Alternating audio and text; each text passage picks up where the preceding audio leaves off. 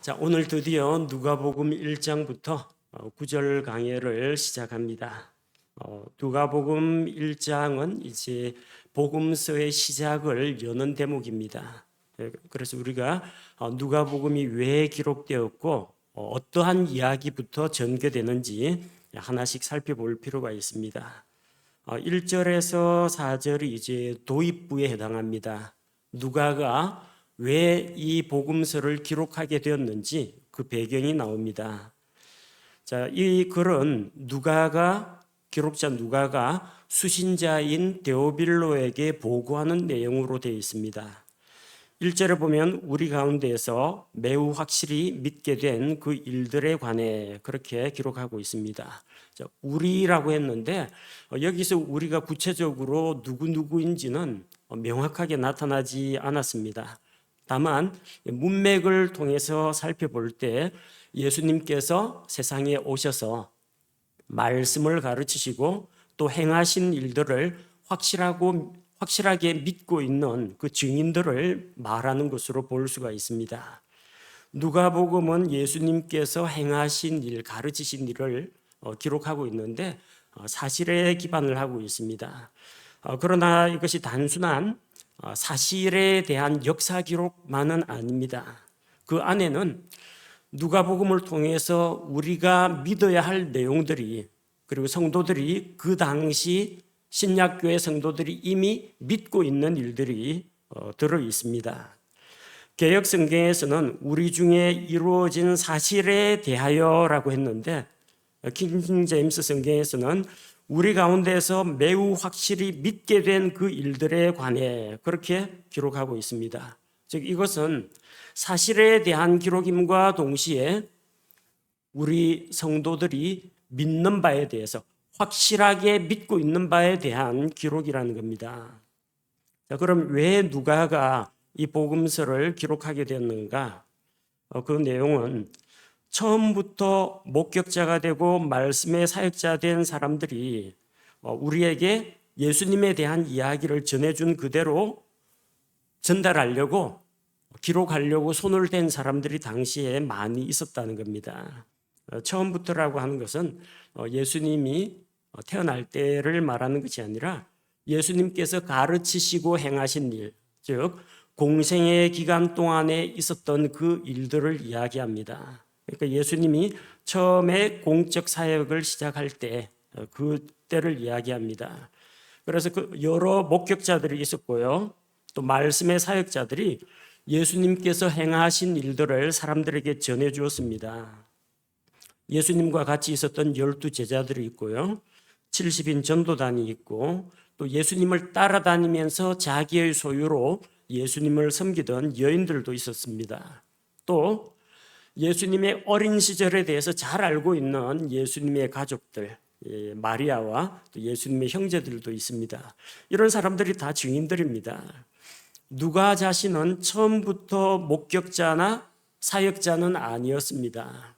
왜냐하면 이 누가는 사도행전 중간부터 사도 바울하고 합류하게 됩니다.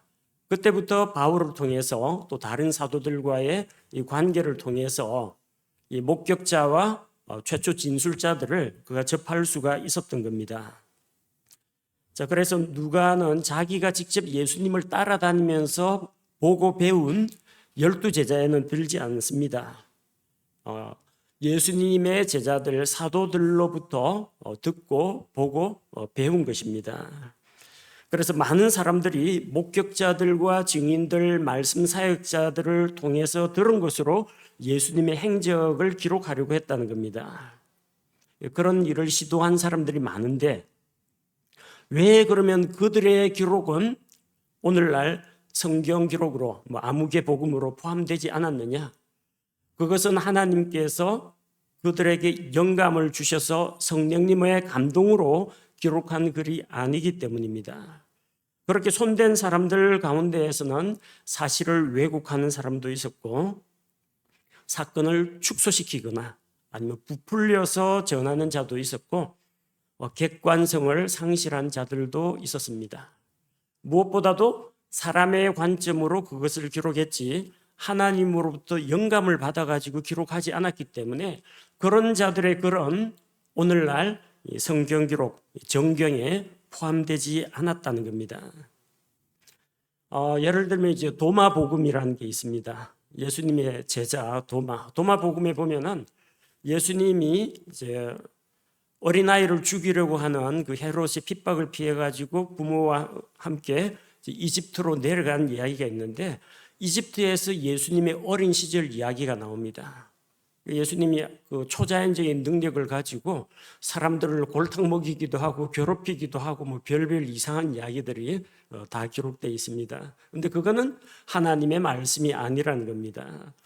성령께서 감동으로 그들로 하여금 기록하게 하신 것이 아니기 때문에 이거는 예수님에 대한 가짜 기록들입니다.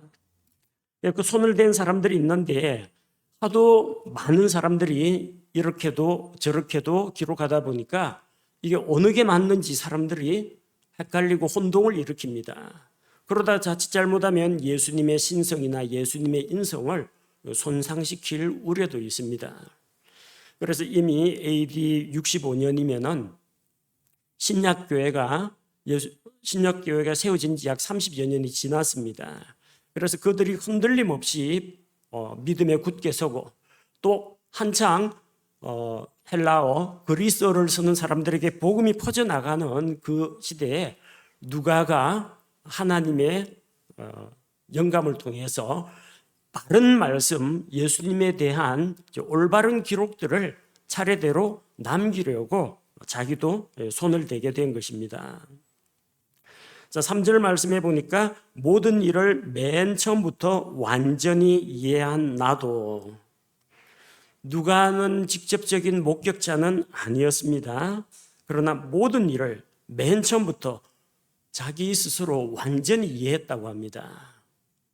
이것은 누가가 예수님의 가족들, 사도들, 주변 사람들을 다 만나가지고 그들로부터 최초의 목격자들로부터 증언을 받았고 또 하나님께서 직접 계시의 말씀으로 그에게 성경 말씀을 그에게 주셨기 때문에 이렇게 이야기할 수가 있었던 겁니다. 자, 그래서 그는 받은 것을 누구에게 보냈느냐면 데오빌로 각하 당신에게 차례대로 써서 알리는 것을 좋게 생각하였으니. 자, 데오빌로라는 사람에게 보내는 글입니다. 근데 데오빌로가 정확하게 누구인지는 성경에 기록되지 않았습니다. 이름의 뜻은 데오스, 하나님이죠. 빌로, 필레오, 사랑을 이야기합니다. 그래서 하나님께 사랑을 받는 자, 혹은 필레오는 이제 친구 간의 사랑을 나타냅니다. 그래서 데오빌로 하면은 하나님의 친구라는 뜻도 됩니다. 데오빌로는 가명이 아닙니다. 사람의 실명입니다. 각하라는 명칭을 붙인 걸 보니까 사람 이름 뒤에 각하라고 붙입니다. 그리고 하나님께 사랑받는 성도들을 말하는 것도 아닙니다. 이거는 단수입니다. 고유명사입니다. 한 사람을 가리킵니다. 각하라는 칭호를 붙인 것으로 보아서 아마 로마의 고위 관리였다는 것을 추정할 수가 있습니다. 사도행전 1장 1절도 이렇게 기록되어 있죠. 오 데오빌로요, 예수님께서 행하시고 가르치기 시작하신 모든 일에 관하여 내가 작성한 이전 보고서는, 그 사도행전에서 말하는 누가가 말하는 이전 보고서가 바로 이 누가복음이라는 겁니다. 그래서 누가복음에는 뭐가 기록되어 있어요? 예수님께서 행하시고 가르치기 시작하신 모든 일에 대해서 기록이 되어 있는데 여기서도 역시 수신자를 데오빌로라고 이야기합니다.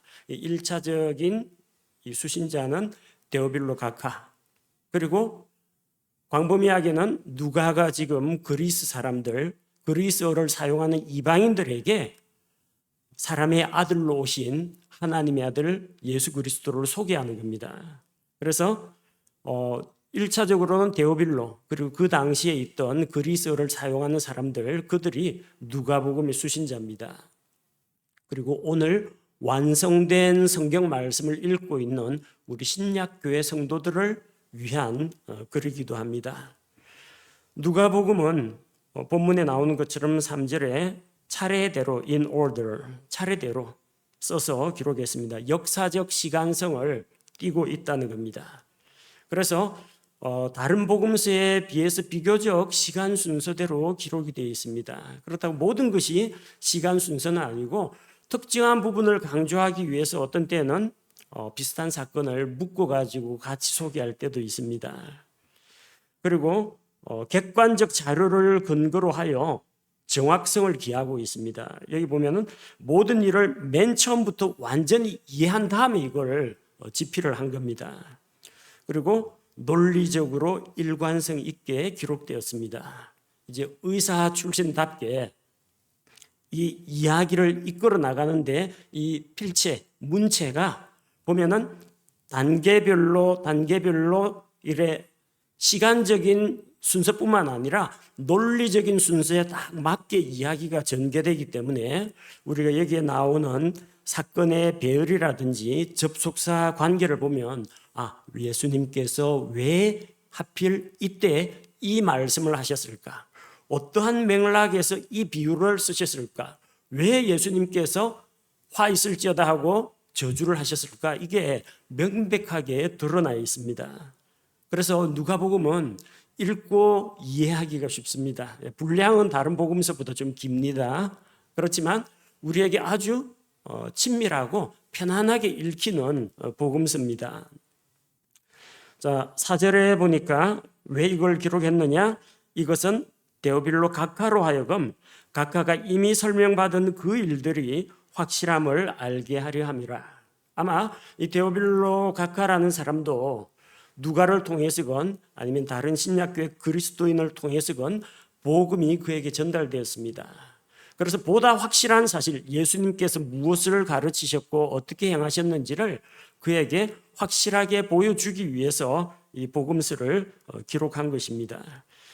자, 기록한 목적과 마찬가지로 우리 역시 예수님에 대해서 보다 확실하고 분명하고 세세한 것들, 다른 복음서에는 좀 빠져 있거나 다루지 않은 내용들도 누가복음에서는 이제 풍부하게 다루고 있다는 것을 기억하시기 바랍니다. 자, 5절부터 드디어 누가복음의 시작인데 이 시작은 예수 그리스도로 시작하는 게 아니라 침례자 요한으로부터 시작합니다. 침례자 요한은 예수님보다 6개월 먼저 태어났고 예수님보다 앞서가서 왕이 오실 길을 예비하는 광야에서 외치는 자의 소리였습니다. 주의 앞길을 평탄하게 예비하는 자였습니다. 마지막 때에 주께서 오실 때 엘리야의 영으로 와서 이스라엘 백성을 하나님 아버지께로 그들의 마음을 돌이키는 역할을 침례자 요한이 했습니다. 자, 그럼 갑자기 침례자 요한이 나타나서 회개하라 하늘의 왕국이 가까이 왔다 그걸 선포하느냐? 아닙니다. 침례자 요한이 어떻게 태어났는지 그 아버지 어머니 이야기부터 시작합니다. 그러니까 차례대로라는 게 무슨 이야기인지 아시겠죠? 시간 순서로 볼 때 사가랴와 엘리사벳 이야기, 침례자 요한의 출생, 요한이 앞길을 예비함, 그리고 예수님께서 요한에게 침례를 받으시고 공생애를 시작하심, 이렇게 시간 순서가 흐르게 되어 있고, 예수님 이야기하자면은 침례자 요한 이야기해야 되고, 침례자 요한 이야기하려면 요한이 그 나이 많은 아버지 어머니에게서 어떻게 태어났는지 그 이야기를 해야 됩니다. 이 논리적인 순서가 이렇게 짜여져 있다는 겁니다.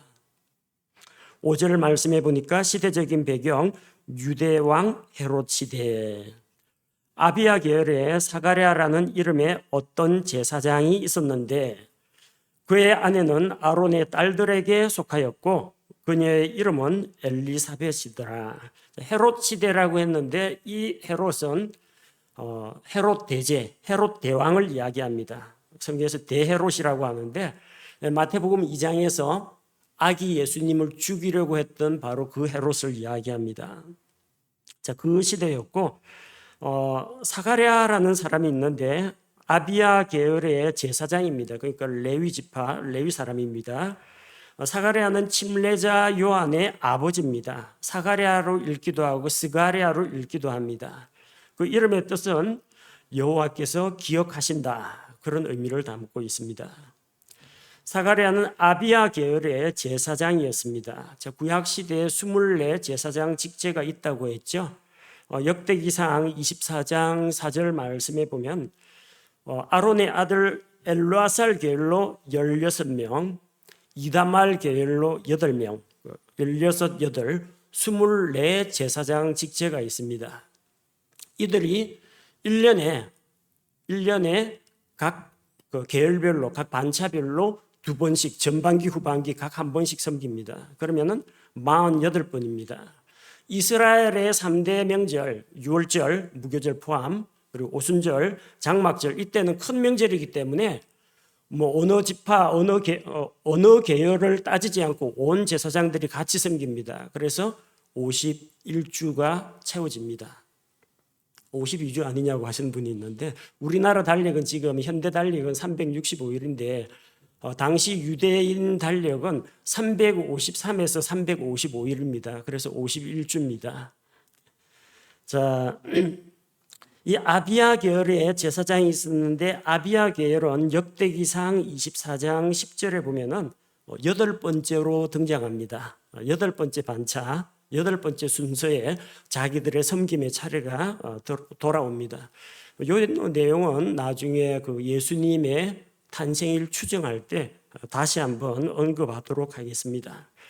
자, 침례자 요한의 어머니, 즉 그러니까 제사장 사가랴의 아내는 이제 엘리사벳인데, 이 엘리사벳은 레위 지파 사람입니다. 그것도 그의 아내는 아론의 딸들에게 속하였고, 그러니까 제사장 일반 레위 지파 가운데에서도 아론의 후손이었다는 이야기입니다.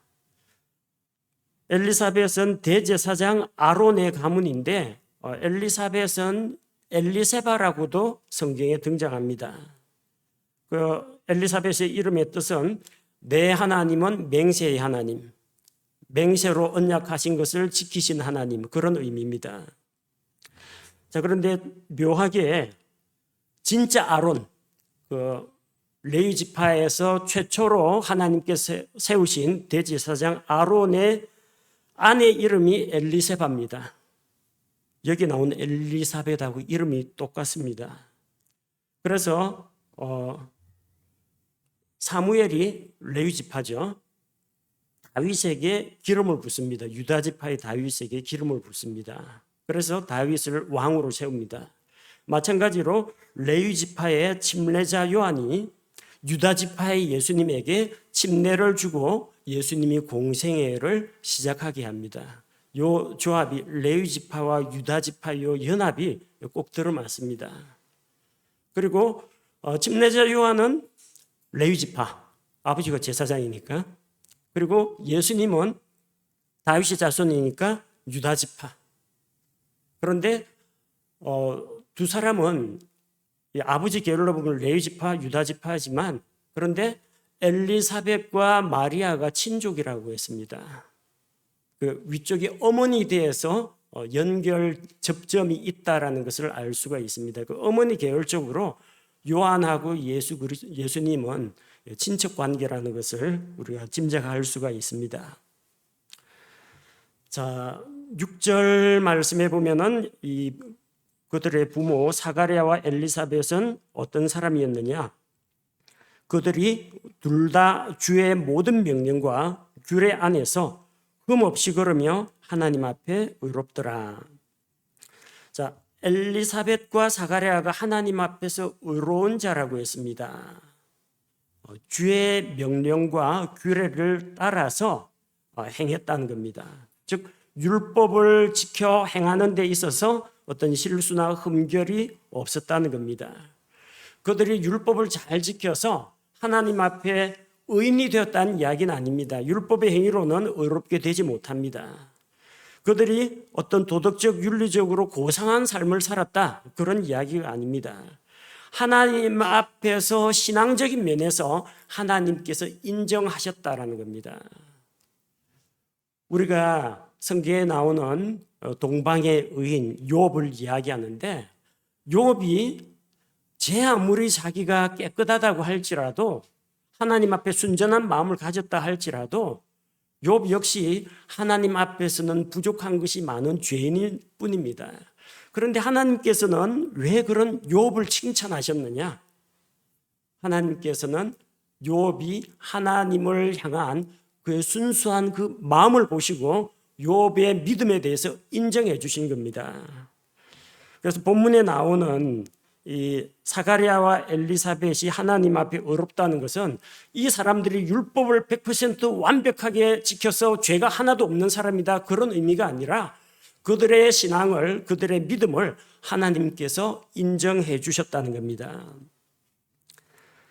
자, 근데 한 가지 이제 문제가 뭐냐면은 이 가정에 7절에 엘리사벳이 수태하지 못함으로 그들에게는 아이가 없었고 이제 그들이 둘 다 매우 연로하더라. 그렇게 하나님 앞에서 신실하고 믿음으로 또 율법으로 하나님께서 옳다고 인정하셨는데, 문제는 엘리사벳이 수태하지 못했다는 겁니다. 그 당시에는 여자가 아이를 갖지 못하는 것은 일종의 하나님에게 저주받았다, 사람들이 그렇게 생각했습니다. 물론 모든 불임 여성이 저주받은 그런 건 아닙니다. 근데 하나님께서 다산하고 번성하게 하는 그 복을 주셨는데, 그 다산과 번성의 복을 누리지 못하면은 그건 하나님의 복을 받지 못한 자입니다. 그래서 사람들이 아이를 낳지 못하는 여인은 자기 스스로 뭔가 부족한 것이 있거나 자기가 사람들 보기에, 하나님 보기에 부끄럽게 생각했습니다. 수치스럽게 여겼습니다. 그런데 아이가 새로 생길 가망성도 없었습니다. 왜냐하면 둘 다 나이가 많아서 매우 연로했다고 하기 때문에, 즉 지금 아이를 가질 수 없는 그런 상황이었다는 겁니다. 자, 그런데 8절에 보니까 마침 사가랴가 자기 계열의 순서대로, 아비야 계열이니까 아비야 계열에서 섬길 차례가 돌아왔습니다. 하나님 앞에서 제사장 직무를 수행할 때라고 했습니다. 자, 그런데 9절에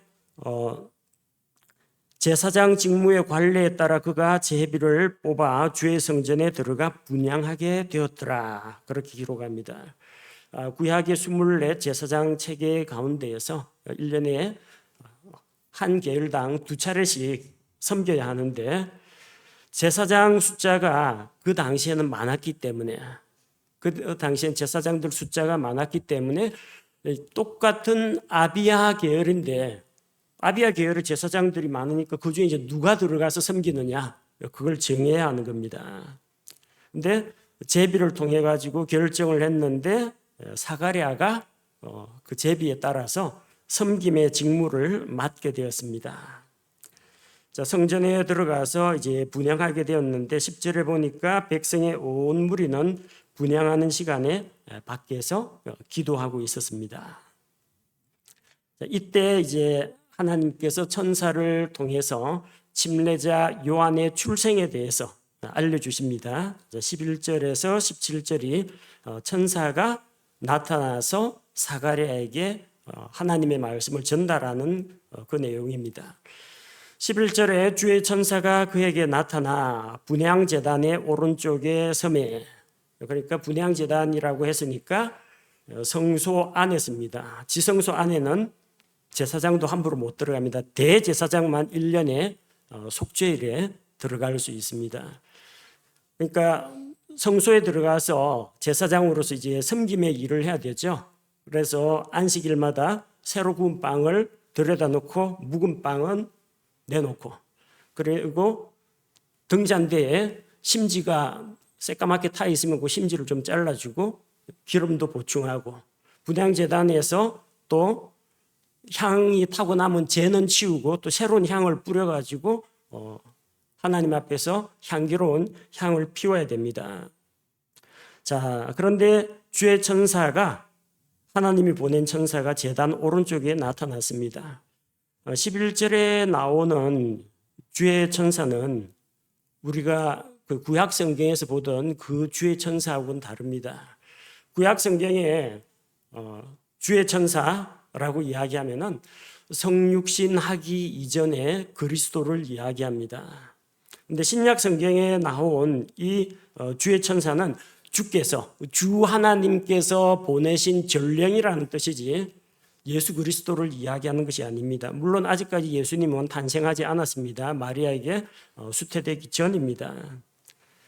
그가 예수 그리스도가 아니라 하나님의 심부름꾼 천사라는 것을 뭘로 알 수 있느냐면 19절에 이름이 나옵니다. 19절에 나는 하나님 앞에서는 가브리엘이라. 이건 가브리엘 천사이지 주의 군대의 대장이나 주의 천사 성육신 하기 전에 예수 그리스도는 아닙니다. 자, 그런데 12절에 보니까 사가랴가 그를 보고 불안해하며 두려움에 사로잡히거늘. 사가랴가 놀라운 것을 보았습니다. 낯설고 신기한 것을 보게 되었습니다. 주의 천사를 보게 되었습니다. 사가랴가 지금 나이가 연로했다고 하니까 젊어서부터 아마 제사장으로서 성소에 들어오면서 많이 섬겼을 겁니다. 그런데 지금까지 살아오면서 처음으로 성소 안에 누가 들어와 있는 것을 봤습니다. 얼마나 놀랐겠어요. 성소 안에 아무나 못 들어갑니다. 레위 사람도 함부로 못 들어갑니다. 그 제사장이 들어가서 섬김의 직무를 수행할 때만 들어가는 겁니다. 그런데 한 20, 30대로 보이는 이 남자가 나타나니까 천사라고 해서 등 뒤에 뭐 날개를 펄럭펄럭 있는 것도 아니고 딱 빛난 옷을 입은 하나님의 전령 그 천사입니다. 갑자기 제사장 말고는 함부로 들어올 수 없는데 웬 남자가 들어오니까 얼마나 놀랐겠습니까? 인기척도 안 내고 갑자기 나타나니까. 그리고 그 주의 천사를 보고 한 번도 이런 걸 경험해 보지 못했으니까 아주 놀라고 당황했을 겁니다. 그래서 처음 겪는 이런 일 때문에 두려워하고 불안한 겁니다. 자기가 혹시 성전에서 하나님 앞에서 섬김의 직무를 수행하다가 뭔가 실수나 잘못을 해가지고 하나님께서 자기를 징계하거나 아니면은 천사가 나타나서 뭐 이스라엘 백성에게 닥칠 어떤 위기 상황에 대해서 들려주거나 그런 게 아닌가 싶어가지고 걱정이 되는 겁니다. 자, 그런데 천사는 좋은 소식을 가지고 왔습니다. 13절에 천사가 그에게 이르되 사가랴야 두려워하지 말라. 이 천사가 사가랴의 심정을 이해합니다. 여러분 가족만 드나드는 그 집에 빛난 옷을 입은 남자가 갑자기 방 가운데 확 나타나면 기분이 어떻겠습니까? 놀라고 당황스럽고 무섭죠. 근데 일단 진정을 시킵니다. 두려워하지 말라. 주께서 내 기도를 들으셨느니라. 내 아내 엘리사벳이 내게 아들을 낳아주리니 너는 그의 이름을 요한이라 하라. 천사가 이 사가랴를 진정시키면서 좋은 소식을 가지고 왔어요. 주께서 내 기도를 들으셨다. 뭐 기도했을 것 같습니까? 지금 기도 응답을 주고 있잖아요. 내 기도를 들으셨느니라. 내 아내 엘리사벳이 내게 아들을 낳아주리라. 연로하고 아이가 없으니까 이 부부가 그동안 줄곧 하나님께 자기 뒤를 이을 다음 세대를 이어갈 아들을 구했을 것으로 보입니다. 그래서 아들을 낳을 것이다. 이 좋은 소식을 알려주고 너는 그의 이름을 요한이라 하라. 이름까지 지어줬습니다. 아이의 이름을 하나님께서 천사를 통해서 미리 지어주신 겁니다. 요한이라는 이름은 우리 영어에서는 존 그러는데 히브리어 이름에서는 요한이라는 이름이 아니고 예호하난입니다. 예호하난 혹은 요하난 이것이 그리스어로 음력을 해서 고쳤으면 이제 요한이 됩니다. 그런데 이 요한이라는 이름의 뜻은 하나님께서는 자비하시다. 그런 뜻입니다. 하나님께서 아이를 갖지 못하는 이들 부부에게 자비를 베풀어 주셨고 또 이스라엘에 구원자 그리스도를 보내실 텐데 그 구원자를 보내기에 앞서서 주의 앞길을 예비할 그 요한을 보내서 회개의 침례를 베풀고 자기 백성에게 자비를 긍휼을 베푸신다. 그런 의미를 가지고 있습니다. 자, 그래서 14절 말씀, 내가 기뻐하고 즐거워할 것이요 많은 사람들도 그의 태어남을 기뻐하리니. 요한의 출생으로 인해서 누가 제일 기뻐하겠습니까? 늙어서 늙기까지 아이를 얻지 못했던 사가랴와 엘리사벳이 크게 기뻐합니다. 그리고 주변 사람들도 많은 사람들이 함께 기뻐할 것이라고 했습니다. 왜? 그리스도가 오신다라는 메시지를 선포할 사람이기 때문입니다. 정말 기쁘고 복된 소식을 전하는 사람이기 때문에 침례자 요한의 출생으로 인해서 많은 사람들이 기뻐하게 될 것이라는 겁니다. 자, 15절, 이는 그가 주의 눈앞에서 크게 되고 포도즙이나 독주를 마시지 아니하며 심지어 자기 어머니 태에서부터 성령님으로 충만하여.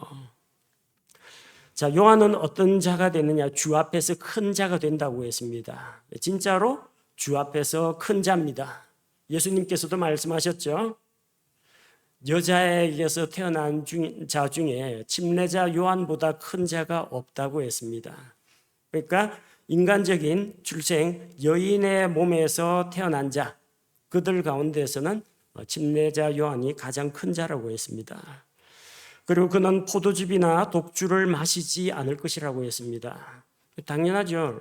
이 레위 사람이지 않습니까? 그럼 술 안 마십니다. 그러니까 독주는 당연히 안 마시는 거고, 이 독주라고 된 부분이 영어 성경에 스트롱 드링크라고 되어 있습니다. 스트롱 드링크는 술이 아닙니다. 진한 음료를 이야기합니다. 스트롱 커피 하면은 진한 커피를 이야기합니다. 그래서 진한 포도즙을 이야기하는 겁니다. 근데 포도즙이건 진한 포도즙이건 먹지 말라. 이거 우리 민수기 공부하면서 배웠죠? 어떤 사람이 이런 일을 해야 됩니까? 민수기 6장에서 나사르 사람의 서원을 했을 경우 이 포도나무에서 난 것을 먹지 못합니다. 그리고 머리카락을 길게 하고 시체나 부정한 것을 만지면 안 됩니다. 하나님 앞에 성별된 자라는 겁니다. 그런데 바로 침례자 요한이 포도즙이나 진한 포도즙을 마시지 않으며 심지어 자기 어머니 태에서부터 성령님으로 충만하여, 어머니 태에서부터 성령님으로 충만한 것이지 어머니가 성령님으로 수태한 건 아닙니다. 마리아의 경우하고는 다릅니다. 태에서부터 성령으로 충만한 사람이 될 것이라고 했습니다. 왜 하나님께서 이런 큰 복을 주시느냐? 그에게 맡기실 사역이 있기 때문입니다. 어떤 사역을 합니까? 16절에 이스라엘 자손 중에 많은 이들을 주 그들의 하나님께로 돌아오게 할 것이기 때문이라. 많은 사람들을 주께로 돌아오게 한다라는 의미에는 죄의 길에서 떠나 하나님의 길로 돌이킨다. 회개라는 뜻입니다. 즉 회개의 침례를 베풀고 회개의 사역을 담당하게 된다는 겁니다. 요한 자신은 사람들을 구원하는 그리스도가 아닙니다. 사람들로 하여금 회개하고 자기들의 왕, 자기들의 구원자 예수 그리스도를 받아들이게 하는 그 사역을 감당하는 겁니다. 다니엘서 12장 3절에 많은 사람들을 옳은 대로 돌아오게 한 자, 반드시 하늘에서 영광스러운 보상과 상급이 있을 것이라고 했는데 요한도 바로 그 상을 받게 될 것입니다. 자, 17절에 그가 또 엘리야의 영과 권능으로 그분보다 앞서가서 아버지들의 마음을 자녀들에게로 돌아오게 하고 불순종하는 자를 의인의 지혜로 돌아오게 하며 주를 위하여 예비된 한 백성을 준비하리라 하니라. 요한이 하는 일은 엘리야의 영으로 온다고 했습니다. 엘리야의 영으로 온다는 게 무슨 엘리야의 영이 그에게 임해가지고 뭐 강신술이라든지 엘리야가 뭐 환생을 해서 침례자 요한으로 태어났다, 이런 이야기가 절대 아닙니다. 성경에서 영은 영, 혼, 몸 해서 하나님과 교통하는 우리의 부분, 이걸 영이라고 하고 또 어떤 사람이 특별한 그 사람을 지배하는 성질이나 기질을 가리켜서 영이라고 부릅니다. 그래서 어떤 사람에게 분노의 영이 임했다, 질투의 영이 임했다, 이럴 때 사용하는 그 영과 같은 의미입니다. 엘리야의 영이라는 것은 엘리야와 같은 그런 심정으로, 엘리야가 무슨 사역을 했습니까? 북이스라엘 백성이 바알 숭배에 빠져 있고 우상 숭배에 빠져 있으니까 백성을 회개해서 돌아오게 하려고 하고, 갈멜산에서 하나님 앞에서 그 기도하고 하늘에서 불이 내리고 하나님께서 비를 주시고, 백성이 뭐라고 고백했습니까? 주 그분은 하나님이시다, 여호와 그분은 하나님이시다. 백성이 그 이야기를, 그 고백을 내뱉으며 바알의 예언자들을 전부 다 잡아 죽이지 않았습니까? 그런 이스라엘 백성의 마음을 하나님께로 돌이키게 하는 그 사역을 하는 엘리야의 사역을 하는 자라는 겁니다. 자, 아버지들의 마음을 자녀들에게로, 불순종하는 자를 의인의 지혜로 돌아오게 한다. 말라기 4장 6절에 나오는 예언의 말씀과 똑같습니다. 마지막 때에 말세에 하나님께서 엘리야를 보낸다고 했습니다. 그건 죽었던 엘리야가 다시 환생해서 살아난다는 이야기가 아니라 엘리야의 영과 또 엘리야의 그 열정과 엘리야가 가진 그 능력을 가지고 회개의 사역, 백성의 마음을 주께로 돌이키는 그 일을 할 사람이 오는데, 바로 침례자 요한이 그 사역을 감당하게 된다는 겁니다. 주를 위해 예비된 한 백성을 예비한다고 했습니다. 그 한 백성은 하나님의 백성을 이야기합니다. 그들 가운데는 유대인도 있고 하나님께로, 하나님을 믿고 돌아오는 이방인들도 포함이 됩니다. 그것이 한 백성이 됩니다. 자, 그동안 사가랴와 엘리사벳은 아이를 주시기를 하나님께 기도해 왔습니다. 그런데 천사가 나타나서 주께서 내 기도를 들으셨느니라, 내 아내 엘리사벳이 내게 아들을 낳아줄 것이다 했는데, 아이고 하나님 기도 응답 주셔서 감사합니다. 이래야 정상인데 이 사가랴의 태도가 천사의 말을 믿지 않았다는 겁니다. 너무 좋으면 믿지 못할 수도 있죠. 이게 이제 꿈인가 생신가 싶어가 안 믿어질 때도 있습니다. 18절에 보니까 사가랴가 천사에게 이르되 이것을, 내 아내가 나에게 아들을 낳아준다는 것을 내가 무엇으로 알리까? 나는 노인이요 내 아내도 매우 연로하나이다 하니. 즉 나도 노인이고 내 아내도 나이가 많아가 이거 안 되는 건데 왜 이런 허튼 소리 하느냐 하는 그 이야기입니다. 그리고 정말로 그게 이루어진다면 그 일이 이루어질지 내가 무엇으로 알릴까? 무엇으로가 바로 표적입니다. 뭘 보여주겠느냐 하는 겁니다. 그 일이 이루어진다는 것을 뭘 걸어놓고 나한테 증명하겠느냐 하는 겁니다. 불신입니다. 그리고 무엇으로 알릴까 하고 그 다음에 나온 말 보면 나도 늙었고 아내도 늙었는데 그게 어떻게 가능하겠느냐, 불가능하다 그 이야기예요. 즉 자기는 눈으로 보는 것만 믿겠다는 겁니다. 자기들 부부는 늙어서 더 이상 자손을 생산할 능력이 없다, 불가능하다는 겁니다. 불가능하다면 기도는 왜 했어요? 내 기도를 들으셨느니라 해가지고 기도 응답으로 지금 아들을 주시는 건데, 이게 사가랴를 탓할 게 아니라 우리 역시 이런 오류에 빠질 수 있습니다. 정말 절박하게 도저히 이루어질 것 같지 않은 걸 하나님 앞에 주님 이번 한 번만 탁 들어주시면 진짜 뭐든지 다 하겠습니다 하는 심정으로 탁 기도를 하는데 딱 이루어졌다는 이야기 들으면 진짜일까 아닐까 의심하는 거 있죠. 사가랴와 마찬가지로 우리도 이런 기도를 하면서도 자기가 기도하고 자기가 못 믿는 그런 오류에 빠질 수가 있습니다. 사가랴는 자기가 노인이고 늙었다고 하지만 아직까지 섬김의 사역에서는 은퇴하지 않은 것을 이제 볼 수가 있습니다. 그러니까 아직까지 성소의 직무를 수행하는 데에는 건강이나 체력은 된다는 걸 볼 수가 있습니다. 자, 사가랴가 믿지 않기 때문에 이제 그는 징계를 받게 됩니다. 19절에서 20절 말씀을 보면 19절 천사가 응답하여 그에게 이르되 나는 하나님 앞에 서는 가브리엘이라.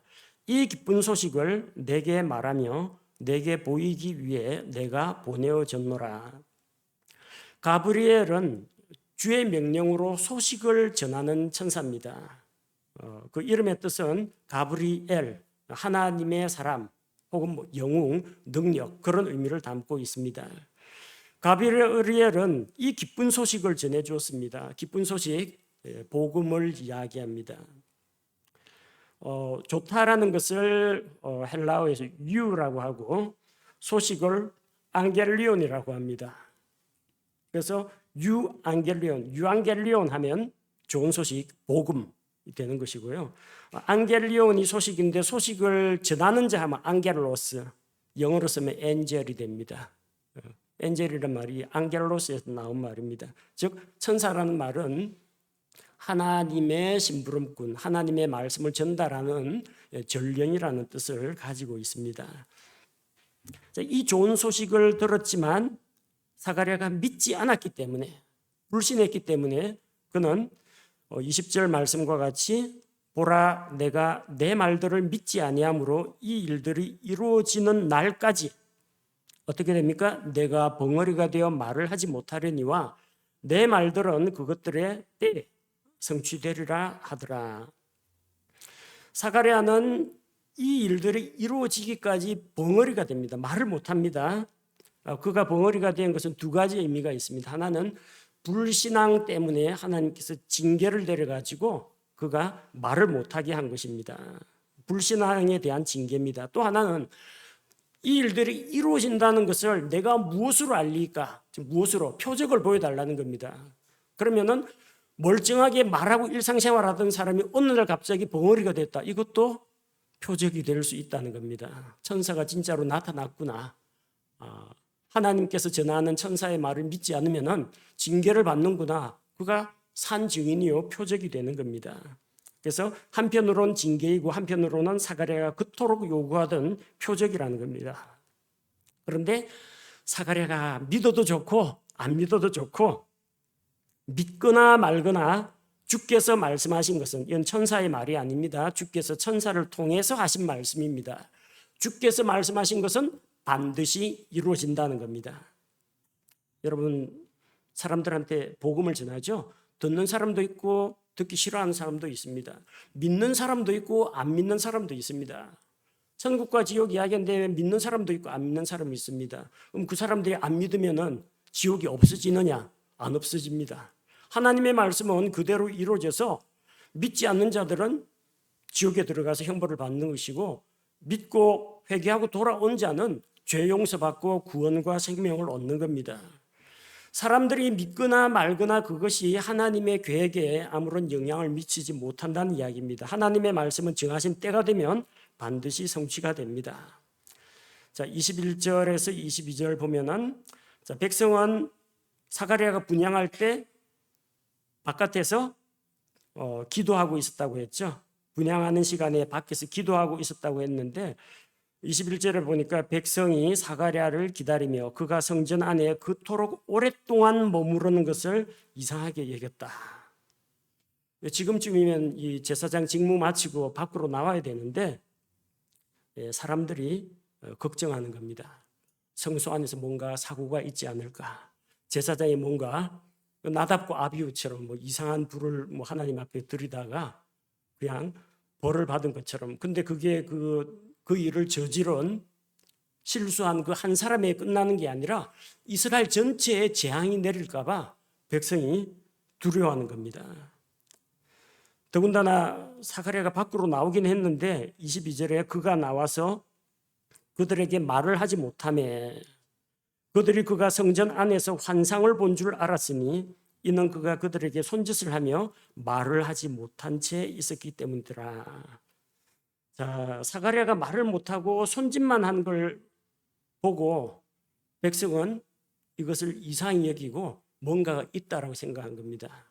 하나님께서 뭔가 사가랴에게 계시를 주셨는데 그걸 입을 뻥끗해 가지고 사람들에게 알리면 안 되는 어떤 비밀한 것을 그에게 주셨을 거라 생각한 겁니다. 그래서 아마 성소에서 뭔가 환상을 보고 환상 가운데서 하나님의 어떤 계시의 말씀을 들었을 거다. 그렇게 생각하는 겁니다. 근데 그 궁금하죠. 계시의 내용이 뭔지, 이스라엘이 뭐 로마에서 해방된다는 이야기인지, 이스라엘에 앞으로 큰 뭐 기근이나 전염병이 일어난다는 건지.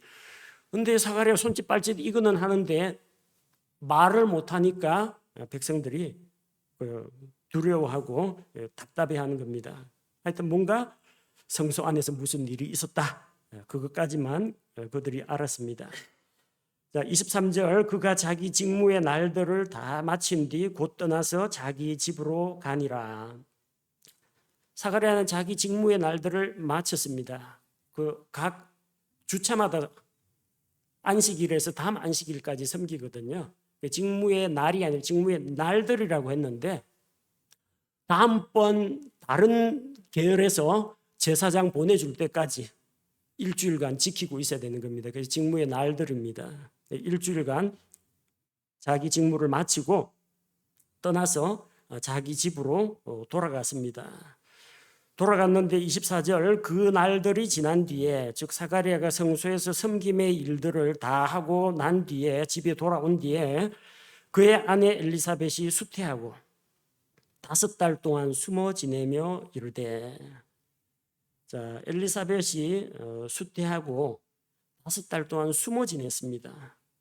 이 늙은 나이에 이 할머니가 주책이지 애 가졌다는 게 부끄러워서 그런 게 아니고요. 부끄러워서 그런 건 아닙니다.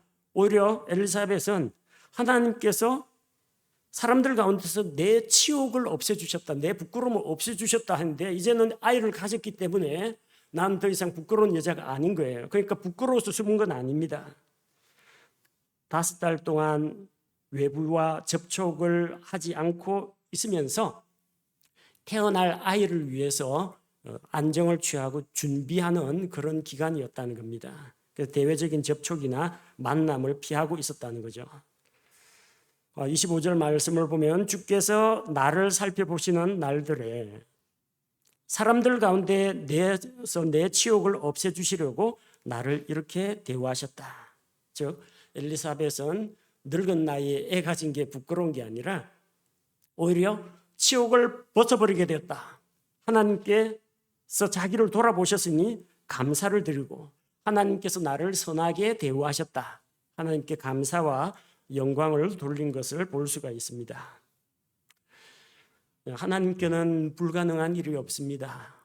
아브라함과 사라도 늦은 나이에 아브라함 100세에 하나님께서 이삭이라는 아들을 주셨고 여기 나오는 사가랴와 엘리사벳도 늙은 나이에 그동안 쭉 아이가 없었는데 하나님의 초자연적인 능력으로 하나님께서 생명의 때를 따라 다시 그들을 방문하실 때 아이를 주시는 것을 볼 수가 있습니다.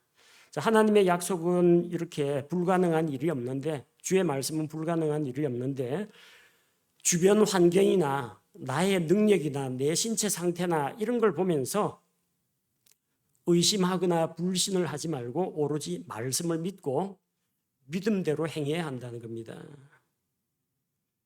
분명히 천사로부터 계시를 받았잖아요. 집으로 돌아왔어요. 어떻게 했습니까? 뭐 석판에다가 글을 써서라도 자기 아내한테 알려야 됩니다. 천사를 만났다. 천사가 뭐 당신이 아이를 갖게 된다고 했다. 그것 때문에 내가 지금 벙어리가 되었다. 아내한테 다 전달했을 겁니다. 그리고 두 사람이 같이 한 잠자리에 들어야 됩니다. 하나님의 약속의 말씀은 있는데 자기 쪽에서는 아무것도 안 하고 있으면 부부가 각방 쓰고 있는데 저절로 엘리사벳에게 아이가 수태되지는 않을 거 아닙니까? 약속의 말씀을 믿고 믿은 대로 행하는 것이 같이 갖춰져야 한다는 겁니다. 하나님께서 이 로마의 식민 지배하에서 암울한 가운데 있고 오랫동안 예언자가 끊어진 지 400년이 지난 이 시점에 하나님께서 아브라함에게 맹세하신 것을 이루려고 자기 백성을 돌아보시고 기억하시고 이스라엘에게 자비를 베푸셨습니다. 그게 오늘 누가복음 서론에 나오는 내용입니다. 자, 주께서 맹세하신 것을 이루려고 주께서 맹세하셨다. 이름은 엘리사벳. 하나님께서 자기 백성을 돌아보시고 기억하셨다. 하나님께서 기억하신 사가랴. 이스라엘에게 자비를 베푸셨다. 여호와의 자비 요한. 그래서 엘리사벳, 사가랴, 요한 이렇게 기억하시면 됩니다. 함께 기도하겠습니다. 하나님 아버지, 오늘 누가복음 1장 초반부 말씀을 살펴보았습니다. 누가복음이 기록된 그 배경과 기록의 목적에 대해서 살펴보았고, 하나님께서 자기 백성을 긍휼히 여기시고 자기 백성을 기억하시고 옛 조상들과 맹세하신 그 언약을 기억하셔서 이 세상에 구원자를 보내주심으로 하나님의 자비와 긍휼을 드러내시는 과정을 처음부터 살펴보았습니다. 사가랴와 엘리사벳을 통해서 침례자 요한이 나게 하시고, 요한을 통해서 이스라엘 백성의 마음을 하나님께로 돌이키고, 또 예수님보다 앞서가서 주님의 앞길을 예비하는 사역을 맡기신 하나님의 크고 놀라운 계획을 생각하며 주님께 찬양과 영광을 돌려드립니다. 하나님으로부터 놀라운 약속을 받았지만 그것을 믿지 못하고 증거와 표적을 요구하는 사가랴의 모습이, 또한 오늘날 이성적이고 합리적인 것만 추구하는, 눈에 보이는 것만 믿는 오늘날 우리의 모습과도 너무나 비슷합니다. 주의 말씀은 확실하며 능치 못한 일이 없다는 것을 우리가 마음에 새기게 하시고, 하나님의 약속을 의심 없이 믿고 믿은 바대로 믿는 대로 행하는 믿음의 성도들이 되게 인도하여 주옵소서. 예수님 이름으로 기도합니다. 아멘.